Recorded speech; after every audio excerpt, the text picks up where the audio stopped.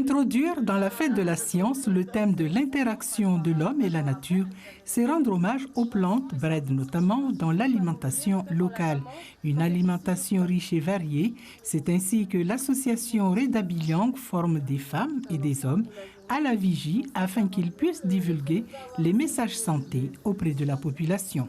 Notre but aujourd'hui, c'est de former ces relais communautaires aux messages santé liés à l'alimentation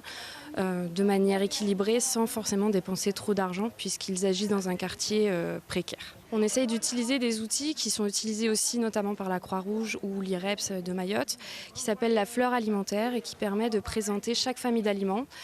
pour du coup visuellement bien repérer les familles d'aliments et aussi bien repérer les messages santé, les bienfaits de ces aliments, comme par exemple les fruits et les légumes et les bienfaits sur notre santé. On a appris à comment manger équilibré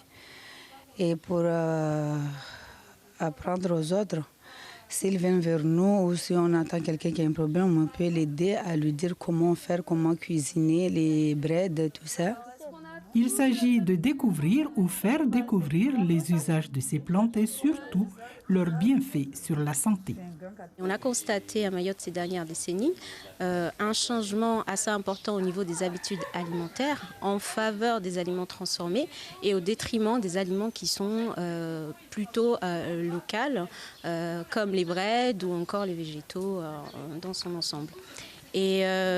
on peut constater également une corrélation entre ces changements alimentaires et l'augmentation de la prévalence du diabète qui est de l'ordre de 10,5% ici à Mayotte et de l'ordre de 2,5% à l'échelle nationale en France métropolitaine. Et à l'occasion de la fête de la science, nous souhaitons, conjointement avec l'association Reda Bilang, sensibiliser sur l'importance d'une alimentation saine, mais aussi revaloriser les aliments typiquement mahorais à base de végétaux qui semblent être tout à fait bénéfiques pour la santé.